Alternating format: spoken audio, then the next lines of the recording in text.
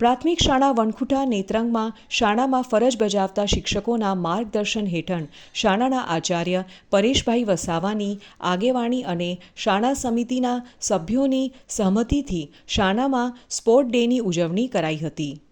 Sport ડેની ઉજવણી અંતર્ગત 50 metre દોડ, 100 મીટર દોડ, ખોખો અને કબડ્ડી જેવા રમતો અને મનોરંજન હેતુ સંગીત ખુરશી, કેણાકૂદ, લીંબુ ચમચી, રસિયા ખેંચ, માટલા ફોડ, સિક્કા શોધ અને અન્ય ભૂલાયેલી રમતો રમાડીને બાળકોમાં રહેલી સુષુપ્ત શક્તિઓ ખીલવાની પ્રયત્ન શાળાના પરિવાર અને વિદ્યાર્થીઓના વાલીઓ દ્વારા કરવામાં આવ્યો હતો.